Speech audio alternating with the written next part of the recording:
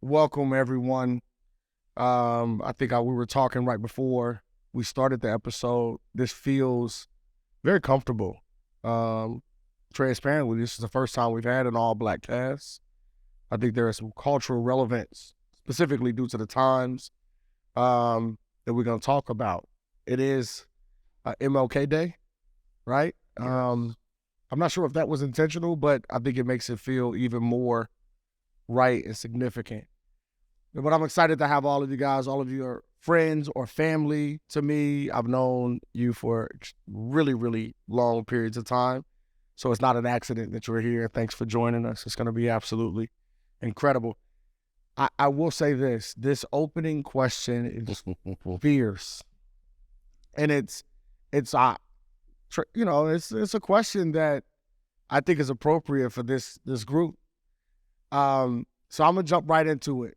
I've been in this wave of only watching and listening to music and films from the 90s, right? And it's probably about a year now, right? Where I just don't want to consume anything new. The 90s, it was so good, right? And sadly, a lot of the information, a lot of the hardships, and a lot of the conversations took place during that time frame with music, art and culture, entertainment are still super relevant to this day. Not a whole lot has changed. But I was watching 2 shows just last night, up all night, and I'm thinking to myself, this is it, because I struggle sometimes with the opening question. So one's gotta go. All right? So you're naming the one of these that has to go. And I want to hear your why. One stays, one goes. Fresh Prince of Bel-Air or Martin? Man, what? I felt like that was. I felt like Martin was a disrespectful question. I felt it coming. That's super disrespectful. It's a disrespectful. I felt it coming. Wow. I mean, both shows, while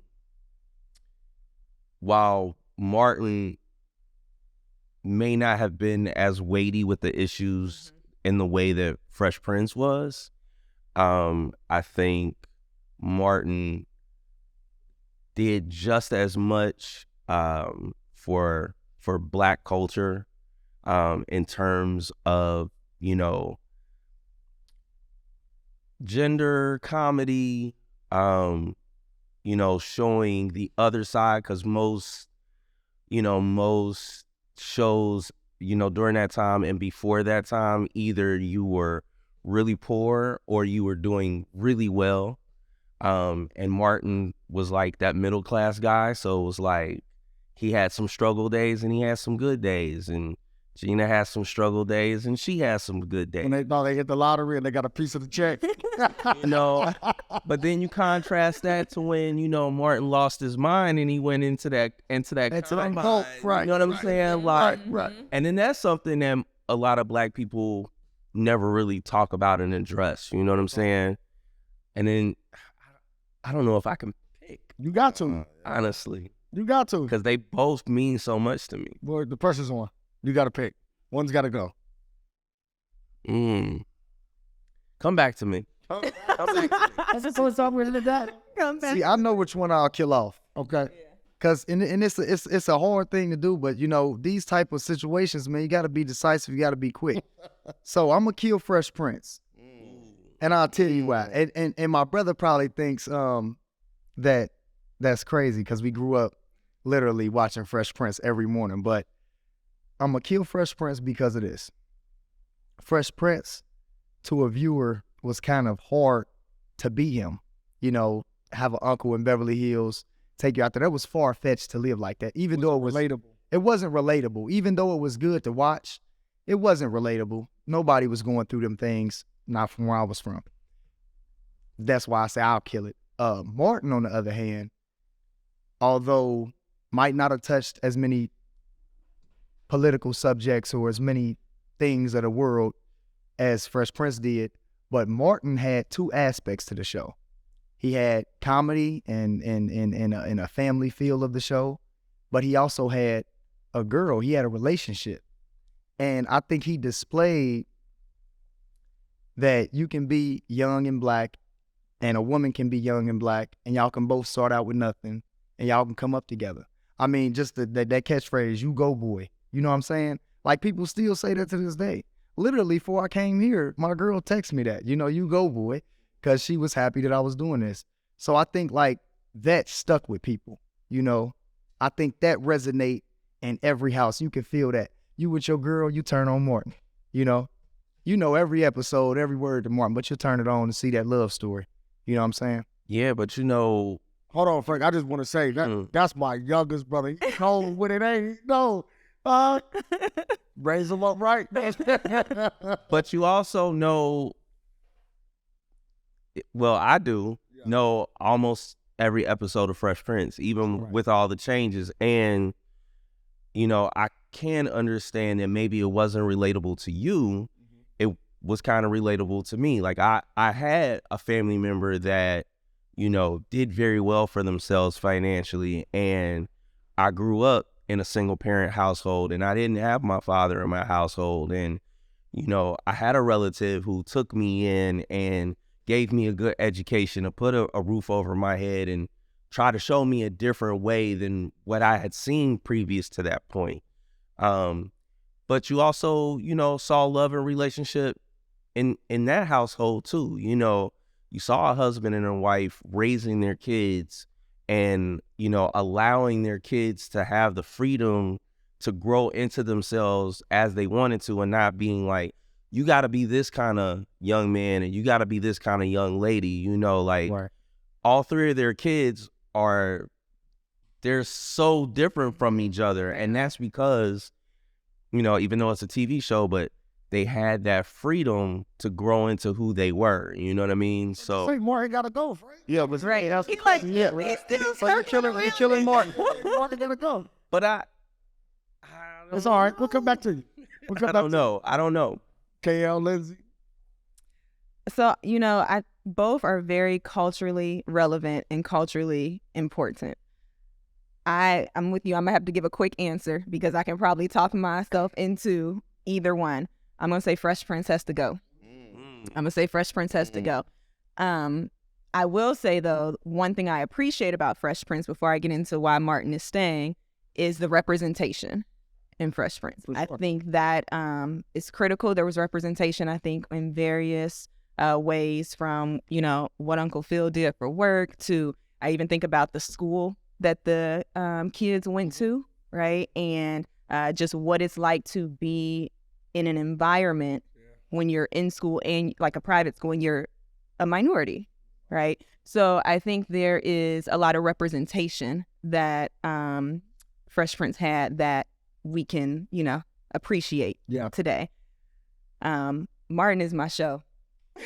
Martin is my show, right? And that's okay. That's my show. I love how it's really it's a group of friends doing life for real. And, you have your moments where you are, dying laughing. I'm that person. I'm like, if I can get a good laugh, like that hearty laugh, that I'm all into it. Yeah. And I think the energy and the synergy between that cast is undeniable. And then that came through in, the show and made it that much more special. But yeah, I'm keeping Martin. It's a tough pick. So we talking about the first unveil or the second? Let me stop. Okay, right. Important question. So I'm gonna go back and then I'm gonna adjust the question. I think both shows are relevant. It's just like saying like the Cosby Show wasn't relevant because of what Bill Cosby did and what his wife did. I think it gave us aspiration to what to dream for. I mean, I think about a different world. I was so excited to be able to go to my first HBCU, which was St. Aug, for Upward Bound. I'm like, this is not Hillman. Like, a lot of things are different, but it gave me that thought process. So for me, to me, the Fresh Prince has to say Martin goes. And I think it depends on where you're at in your life, because I know what it was like to struggle. And it was like I was Martin, and then I had my Gina, but it also gave me things to aspire to for that next level. And then I think about, the aspect when Will's dad left him out hanging. And it was just growth of you had to be someone, but also you can lose who you are, because he was in a different world coming from Philly. So that's like me coming from the oldest black town founded by black slaves in America. From there, to coming to Charlotte, then coming to Cincinnati. And so for me, I can relate. I think we relate to all those things. But I mean, I play ball. So for me, it was like Will Smith, Martin did his thing. Both shows are legendary, and we're blessed to have those shows. But for me, I'm kicking it with the Fresh Prince all day, every day. I think if I have to choose, and I don't want to, but I'm being forced to, I would say Martin has to go. Thanks for not leaving me the minority. I appreciate that. And Big shocker. Big shocker. I mean, it's really, for me, it's really just because it's memory. Like, we literally grew up with Will Smith. You know, he started in that show so very young. I mean, he wasn't like a kid, but, you know, we saw so many changes with him, you know, getting through high school, then going into college and getting engaged. And then, you know, they finally, the last episode, leave the house that we've known for so many seasons. You know, it's just so many memories for that. And I do have memories with Martin, but they don't touch me in the way that the Fresh Prince does. So that's where I was going with it, Frank, is the lessons. Right. That I've extracted from the Fresh Prince of Bel-Air. You know, that episode of him and his father being a truck driver, going on the road, leaving without him. I remember I was living with my grandmother at the time, right? And at that moment in time, I remember feeling really unwanted by both parents. And it gave me the courage to say that. And I must have been 8 years old. 3rd grade. And although Martin was an excellent show, and I'm thankful that in the real world, we don't have to live without either one of them, it was just comedy. Yeah. Right? Versus the realities of what it's like under any circumstance, whether you're fortunate to have a wealthy, which I couldn't really understand. Like, I know judges, they don't live in Beverly Hills, but whatever. Right. What else did he? What kind of investments did that man have living away? It was something else going on. You know? Right. But anyhow, the lessons extracted from it were pure. And then, you know, all the way down to the episode where Carlton started carrying a weapon. You know what I mean? Like, things that I think we've been through, all of us as Black people in America, and having our moments of getting out of character. Right? Because that's what that was, literally and figuratively, getting out of character. And Will having to have a conversation because it's jumped in front of him, his cousin that he joked about so much but loved. We all got family members that you could crack on that nobody else can. Yep. Like, when you talk about them all the time, you're like, I can. Right. That you just love so much. And I think that they covered all aspects of it.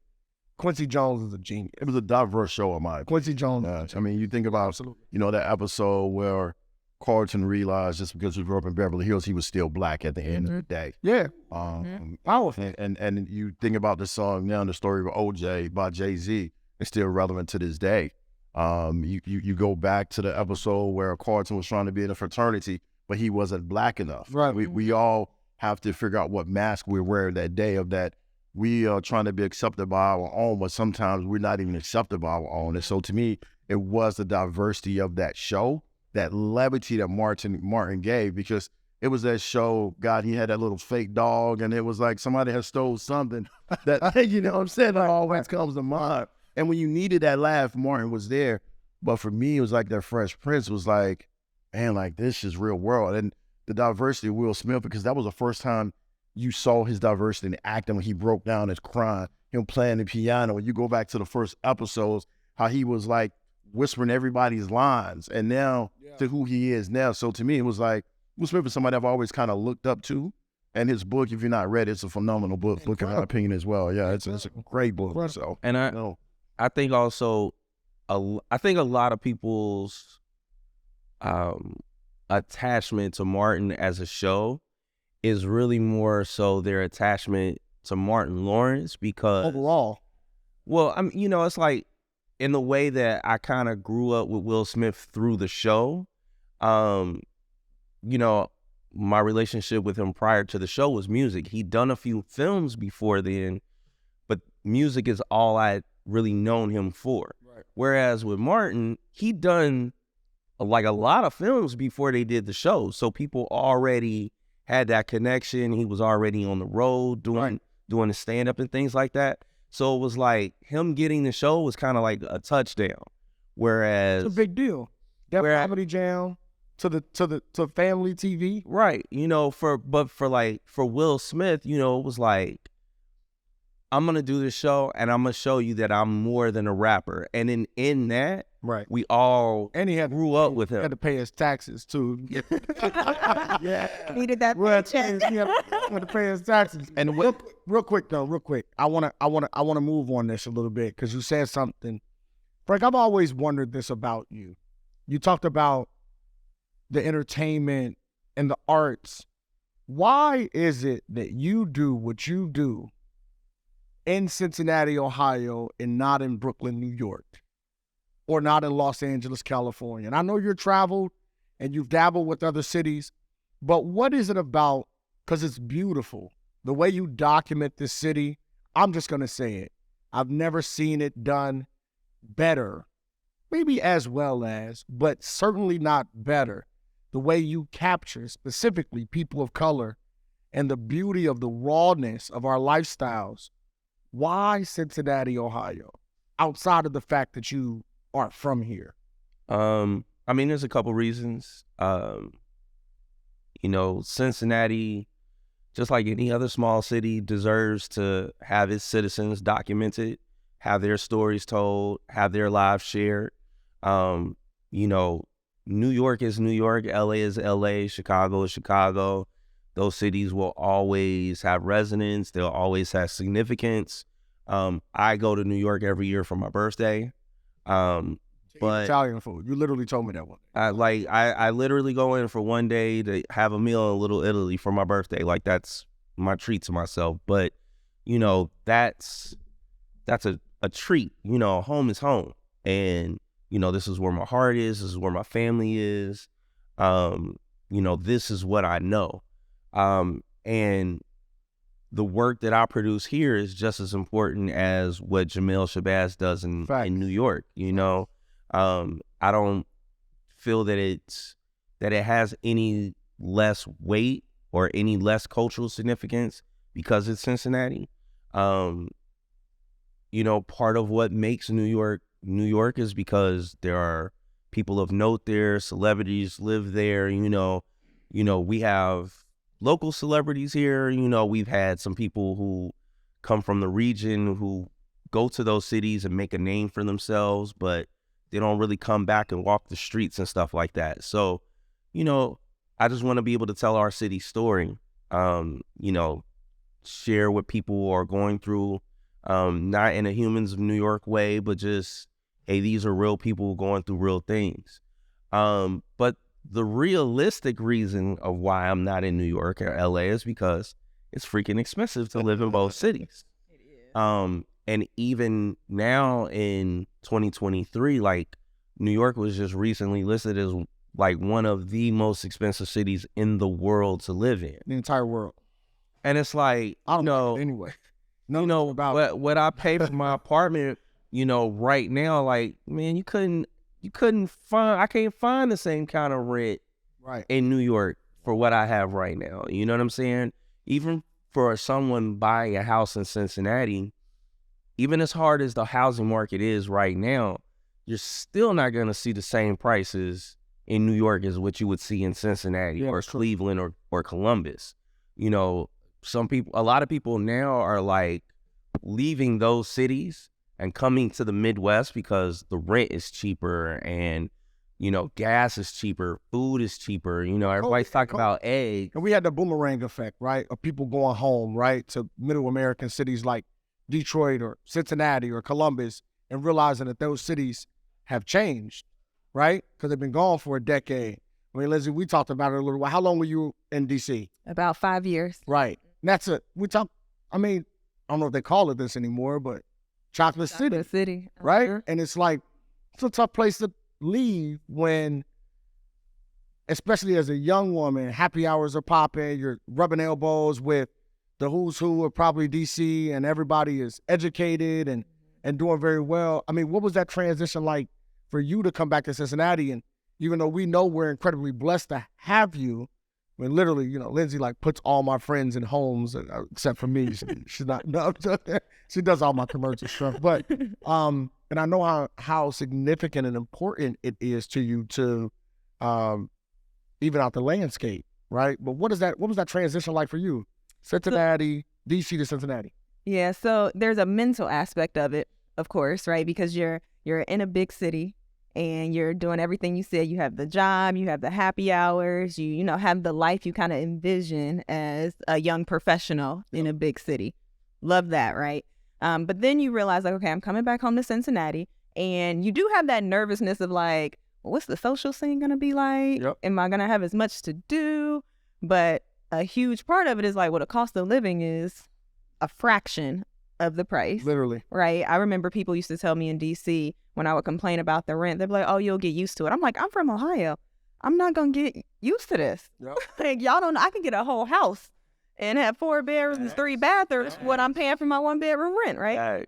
And so, you know, that I think once I kind of really thought through like, well, I'm going to have even more discretionary income to go visit my big cities. Right. And still get the experience and be able to fly out whenever I want to, you know, kind of get that taste that I might be feeling like I'm missing. Mm-hmm. Then, you know, for me, it was all right because I was like, logically, I'd rather have some more money in my pocket. Right. But I mean, it is an adjustment initially because you have the desire to have that social aspect of, you know, big city life, and you wonder, am I going to get that when I get back home? Let me ask you this, because we got, you know, when we talk about the brand of the city, right, we want to be cautious of branding the city as an inexpensive city to live in, right? It's the truth, right? And compared to other places, right? And maybe expensive compared to some other places, but we don't want that to be the only thing. So what is it that, anybody can answer this, what else do we have specifically? Let's just talk about us, right? Young, vibrant, high energy, Black professionals specifically that this city has to offer outside of the fact that you can buy a house instead of renting a bedroom. I mean, I could say for me, I haven't been to many other cities, but for me, and I'll just go ahead and say this, I was just recently incarcerated for 9 years. So my thoughts when I came home would be that it would be very hard for me to get a job. It would be very hard for people to take me serious, you know? And Rico know what I wanted to do. Just I'm doing what I wanted to do. So, but Cincinnati was, I mean, it's very inclusive. It's a very inclusive place. Like the name of this barbershop that we in, he got this name because of the city. You know, we you know, we're a big bowl of gumbo. Everybody's here. You know, you got people, Latino people here. You have a bunch of different races. But our mayor, you know, is Asian descent. First mayor ever. I think Cincinnati has a lot coming in the future.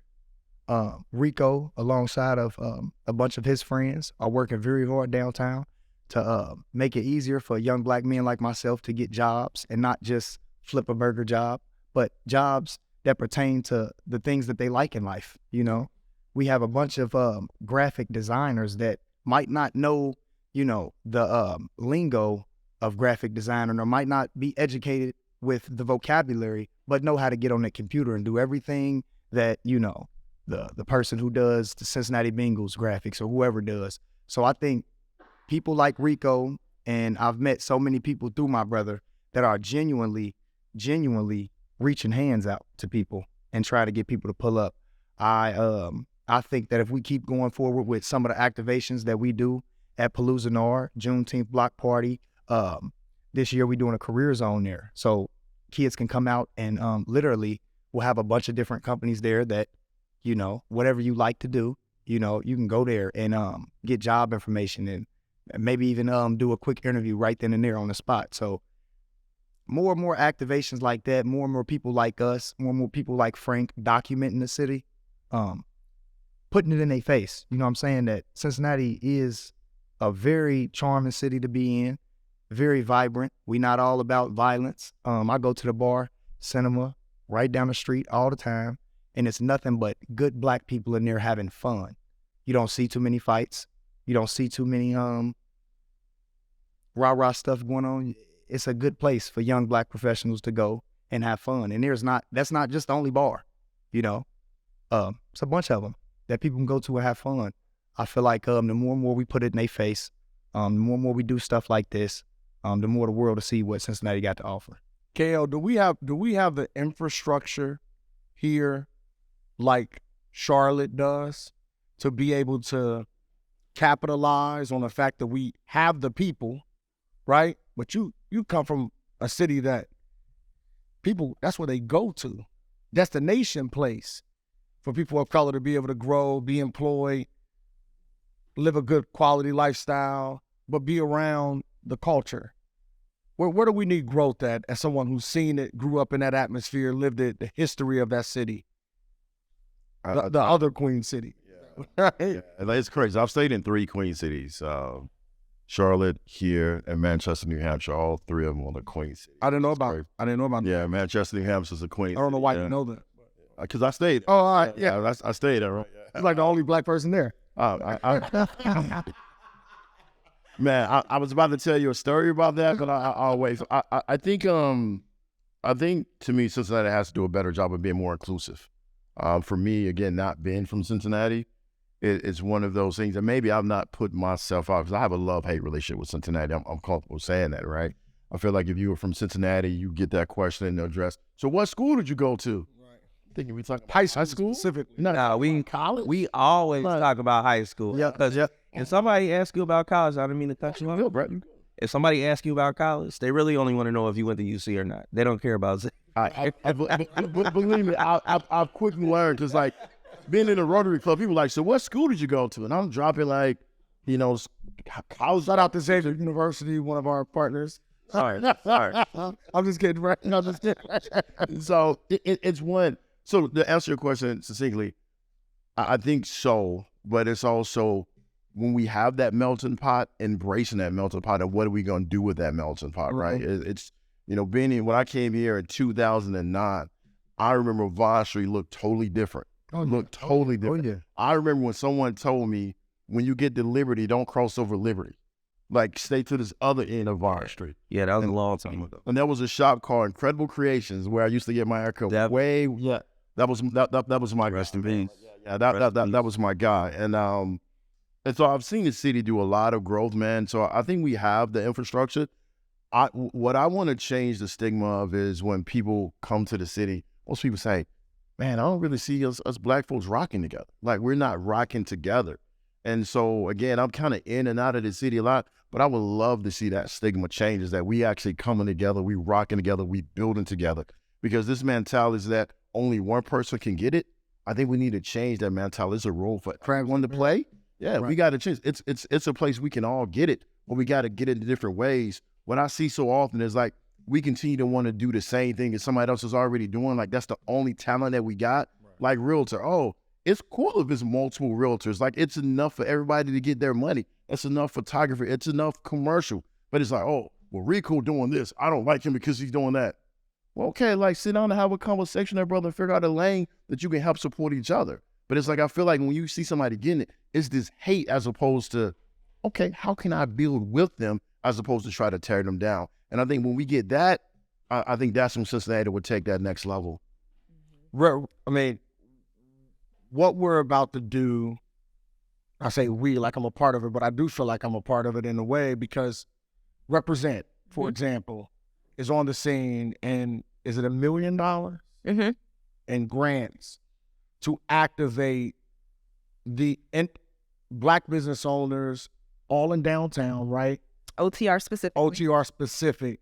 Talk about that a little bit. Unpack that, because that's a part of the infrastructure, right? Unpack that a little bit, Lindsay. Yeah, so Represent Cincy is a new nonprofit that's focused on increasing the number of Black-owned businesses in Over the Rhine. What happened was several years ago, just key stakeholders came together and realized that as development was progressing, the representation in the business district was not reflective of the demographics of Cincinnati. Cincinnati is a little over 40% Black, and the business district did not reflect that. And so they all came together and said, we need to be intentional as we continue to progress the development in the neighborhood and make sure that we have that diversity in the business district. That then evolved into essentially a working group forming to, say this needs to be more than just, the developers and the landlords being intentional about it, really putting together an organization to make sure that we also have additional resources to help address some of the barriers that these Black-owned businesses are facing when they're trying to get into these storefronts. And so that led to the birth of Represent as a nonprofit organization. Right now we have a, nice density of Black-owned businesses in the neighborhood, but we find that as more businesses try to open up in the neighborhood, things like access to capital continue to be a challenge, right? Just some of the resources that our businesses need when they do open to stay open and to remain healthy is another uphill battle for many of our businesses. And so Represent as a whole is going to focus on a few different key areas, the recruitment of Black-owned businesses to the neighborhood, the retention of them, and then advancement of that entrepreneur's journey. And we're going to do that through capital, capability, and community. And so we have a commitment from the city of $1 million in capital that we can deploy to the businesses. That deployment will take various avenues. It could be grants. It could be in the form of zero interest loans. It could be in the form of, guarantees. But the idea is to help bridge the gap of you have a business. It's a viable business. You're probably already operating in some capacity. The next stage of your growth is to occupy a storefront. And how can we make that, the barriers to entry a little easier to get over? And so we're super excited to be launching. I have a question. Go ahead, jump in. I'm sorry. I have a question. Does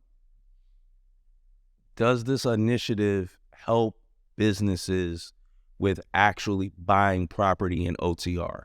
Because I feel like the real barrier to a Black man or a Black woman owning and operating a business in OTR is the 1% of people who actually own the property around this place.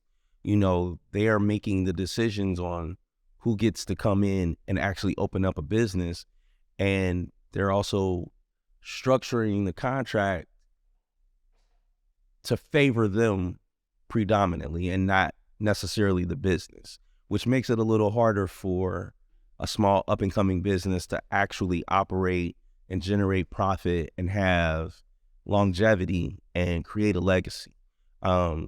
This is, something that I've noticed outside looking in. OTR is primarily where I make a lot of my work. And, this is like a topic that comes up like a lot. Like, some people want to come down here and do business, but they're having to deal with the same people over and over in terms of getting in these spaces. And, it probably would be easier if they could come in and just say, let's buy this building, and it may take us 15 or 20 years to get it to where we need it, but at least we own it and we can decide, what needs to be done to it, things of that nature. So again, sorry, long story short, but there's an education component to that too, though, right, Frank? Like, for example, I agree with you, but I also know that I'm not ready to own this building, right? I may have the financial resources, the capital on the table, but I think also paired with putting people of color in position to own the building is the same, what Lindsay was saying earlier, preparing them to be in a position where they can be in that building for 15, 20 plus years before they sell it or pass it down as generational wealth.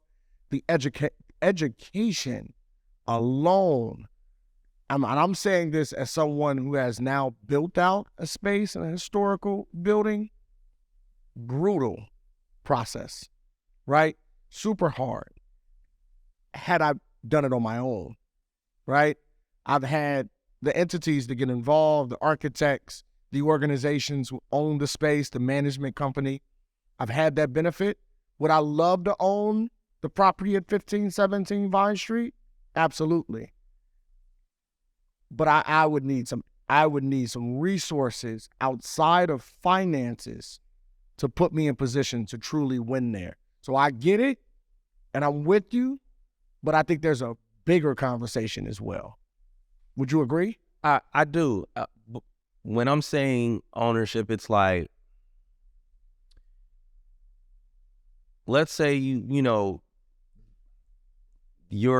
have an entity that is similar to 3CDC, right? I would love to. So that we and KL together for a younger business, or not even necessarily a younger business. A business has been in operation for a while, and they are ready to take the next step to have a fuller facts, right? Absolutely. Instead of having only one or two entities that they can come to have those kind of conversations. Yeah. Here's this third or fourth or fifth entity that can help them in that process. Well, levels to it. Right. And I just think part of the barrier for a young black man or young black woman who wants to come to OTR and say, this is where I want to set up my shop, is that they only have right now two entities who they can have those conversations with. Sure. And those two entities, it's business, and I understand it's business, but they're stacking the deck in their favor, which sometimes can make it harder for that business to really set up root. I understand what you're saying. You know what I mean? Yep. Yeah, but I think we also have to, just be careful with saying people are stacking the deck in their favor, right? You have, when you think about who owns these buildings, you have some people who are for profit, and the bottom line is the bottom line, and they have a bottom line and they need to meet. You have other groups who are not for profit, and perhaps their approach to going about it, because they're not as concerned with about meeting a bottom line number, is going to be more kind of just based on, all right, how can I get what I need from a rent perspective to pay back the loan I had to take out to get this building to a point where you can move in, right? So, I think we have to make sure we understand the big picture of how the entire process works from the business owner side and what they need, but then also from the owner side, whether that's a larger developer or a private owner, because the private owner still has to go through and get the financing to redevelop the building and be able to then pay back whatever institution gave them that financing. And so that's going to require them to get some type of a certain level of finances back from their business owner, right? For sure. So I think that's important. But I also think that, to Rico's point, the education piece is critical, because as a business owner, you need to know that you can negotiate your leases or whatever. You can negotiate anything. Not just the lease, right? And so the education piece is going to be critical, because if you know what you can pay for based on your business model, then make sure you're negotiating that, or trying to negotiate that, to get as close as you to can. Get as close to you as you can to it, right? And so I think that's the education is a key component of the bigger picture. That's powerful. Yeah, that's powerful.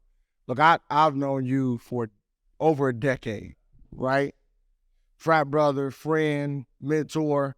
And I want to, before we even talk about your role specifically, you have always been pushing into me, own property, right? That's where wealth is. I mean, you've been saying that to me since I was 24 years old, right?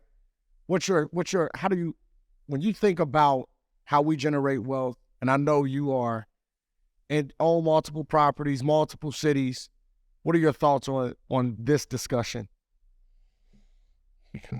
My mindset is, I'm a big proponent of that education piece. I think we've seen too massive, right? Yeah, that people jump ahead and they feel like they can skip a step. And I think when we skip that step, it hurts us in the long run, and as well as the short term.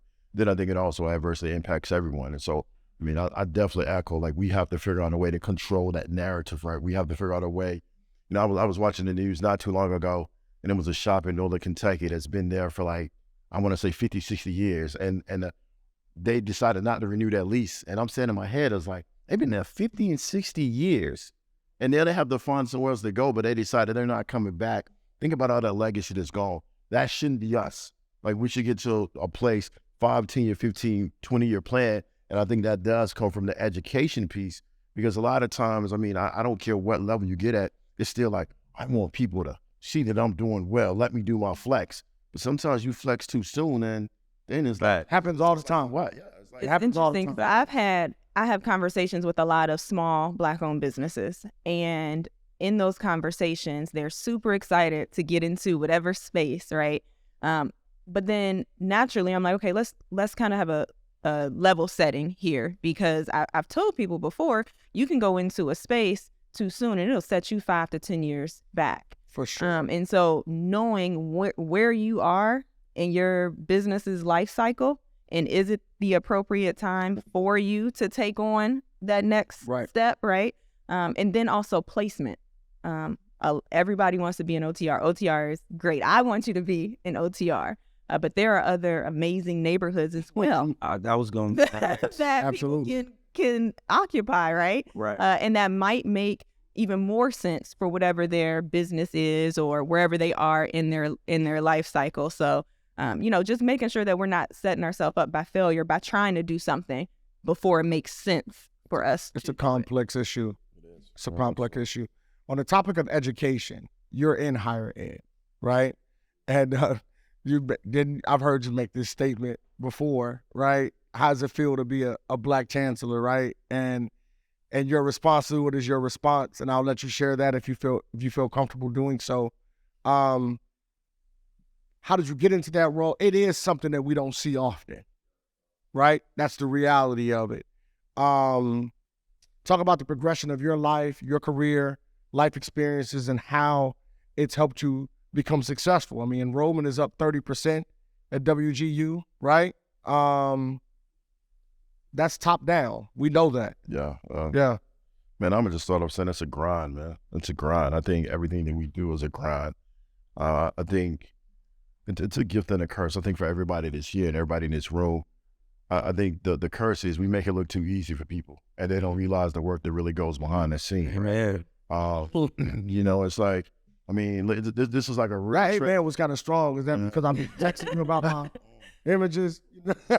I'm sorry, kid. No. So I'm gonna have, like, this is like the transparency, like, very few people, like Rico and I, like, we go back, you know what I'm saying? And they're like, we gonna have a convo, because like now it connects the dots, you know what I'm saying? And I was doing something one day, and I'm usually so chill, but that day I called, I was stressed. Oh, yeah. I was stressed out, because it was like, It sounds like a stressful role. man, it was a stressful day. But for me, I got into higher ed for a couple different reasons. One, my mom was a school teacher for like 30 years. My father was in law enforcement for like 30 years. My father's still my best friend to this day. And coming again from Princeville, North Carolina, which, I mean, I grew up on a dirt road. Like, whatever my dad did, I wanted to do. I went to the military. I'm like, I don't really want to do this law enforcement thing. And then my mom made this comment. She told my dad, you could change the criminal justice system if you educate people. And education looks different ways, right? It's powerful. People think I'm gonna push, 4-year degrees, graduate degrees, and all this other stuff. I'm telling people, I'm the most educated hood person you ever meet in your life. And by the night, I'm just a real person. Uh-huh. Like, when people are like, that's Dr. Allen, I'm like, Dr. Allen? Right. I want it to be relatable, and that's the goal. But you are Dr. Allen. But Right. I want it to be like, We seen that Zoom call. Remember our old girl? She's like, no, it's Dr. Remember that? He kept calling her like, whatever. Yeah. You are Dr. Allen. But it's one of those things to me. I think a lot of times there's no disrespect to any other chancellor, no other president, but I think sometimes we create this thing that's unattainable. Like, people don't see me out. Like, this is the first time, like, I've met, like, pretty much everyone in this room except for, like, one, right? But it's because I stay in the house because I'm worried about if I say the wrong thing on Facebook, or I say the wrong thing on LinkedIn. If you see me at jail, come out and you see me here, it's like, oh, well, he just like everybody else. I go and do my business and I go home. Like that's my comfort zone, because I realize that if I do one wrong thing, that's what people are gonna remember. Like, I mean, it's like that. You think about Will Smith, you think about all of this. I don't care what I've done. Let me do one. And a lot of people don't understand that in my personal life. So that's my comfort zone. That's a crazy amount of pressure. Man, that's crazy. That's a crazy amount of pressure. It's crazy. I mean, you opened up. You're under this pressure in a way that none of us here will ever understand. Oh, yeah. Right? You are 25, 25 years old. and you spent 9 years in prison. First of all, you still got good knees at 25. Right. Right. But seriously, and the expectation likely from the system is we'll see you again. Oh, yeah. Told me that as soon as I left. Yeah. Oh, yeah. Wow. Yeah. Yeah. So, yeah, I mean, you know, from when I was 16. So at 16 years old, you know, I made some silly choices because I was out in the streets making silly choices. That's what goes on. The best choice in the street is a silly choice. So Do you hear that? That's powerful. So coming home out of prison, like he said, literally before they let me out the gate, they say, you know, we'll see you again. Now I had a couple people that know me that knew that I wasn't going to come back, you know. I felt like in my heart that I wasn't going to come back to jail, but I knew that I was up against odds that was stacked up against me. Being in jail, whole different environment than out here. I don't care who you are. You have to be a certain way in there or we'll eat you. Yeah. So you have to be a certain way, and that's not reality out here. Somebody bumps you, you know, that's nothing out here. It's a bump. In prison, it's a whole different thing. So me coming out here adjusting has been very hard. I remember my first time riding an Uber, we got pulled over because the car that the Uber driver had looked at just like a car that had just shot at somebody a day prior that they were looking for. It's a much different experience. And they pulled us over, and the way they got out, the Uber driver was tripping at them and yelling at them, and I grabbed her and I said, calm down, and she seen me sweating. And I'm sweating because I'm thinking they're going to start shooting the way that they were, come across, you know, they had them out. I mean, and realistically, I understand what they were doing. Somebody just shot a gun in this exact car. Let's slide something in front of the tires. They can't turn the car off, and they're going to have their guns drawn. I was praying in my heart that they didn't run my name. Because they don't know that I'm leaving a meeting with Rico and Fran Santangelo, who does the Cincinnati Music Festival. They don't know that that's where I'm coming from, but they know when they type my name in what pops up, and it's not pretty. It's the only story they got to really care about. It's the only story that they got and they're going to run on. So I was glad that that didn't happen, but them are the instances. So I feel what you're saying, man. You know, you got to be a certain type of way, but we got to kind of shift that because, you know, you should be able to put your Air Force Ones on and go out. You're not at work without judgment. We need to show these kids that, hey, you can have dreads and go into meetings and people take you serious. You can have dreads and walk into Lindsay's office and make a deal. Or the fly's nails. And no, Thank you. you can be who you are and still be somebody. You know what I'm saying? And one thing I think is a myth about the youth, and I just want to say this as a sidebar. One thing I think about the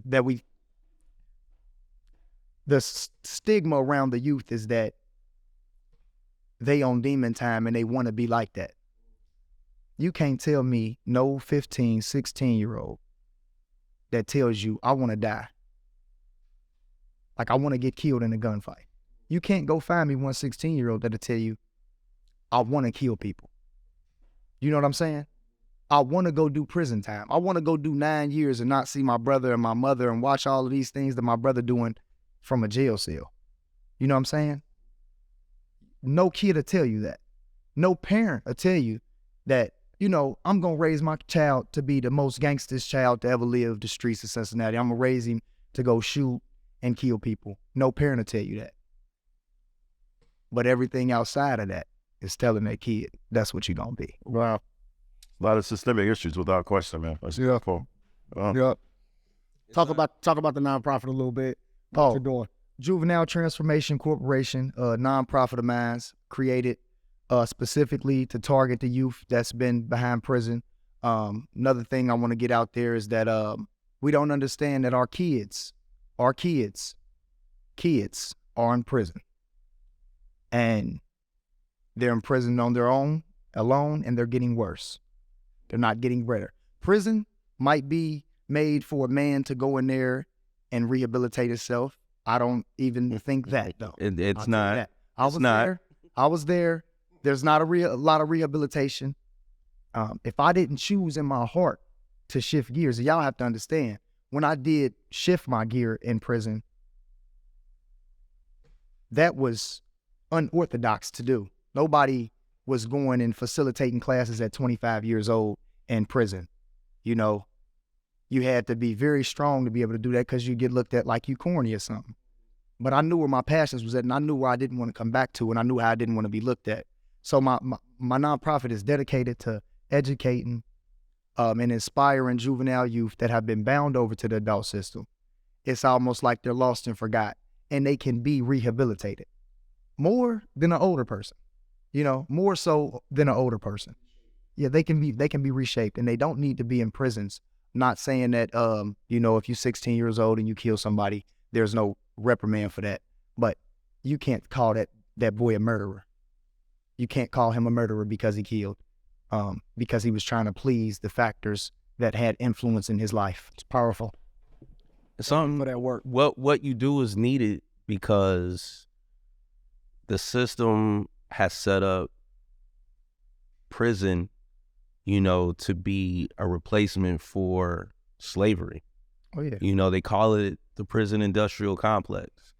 And, you know, they use social factors to try to influence youth to throw their life away so that they can have free or, you know, little to nothing labor.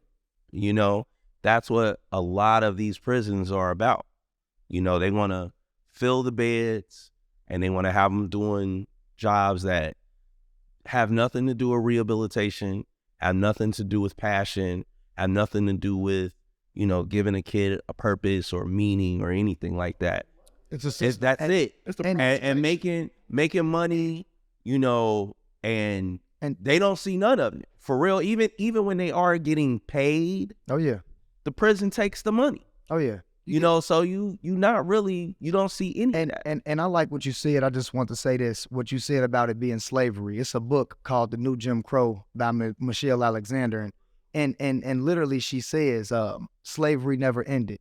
Never. It just evolved. So we changed from case system to case system, and now this is in place.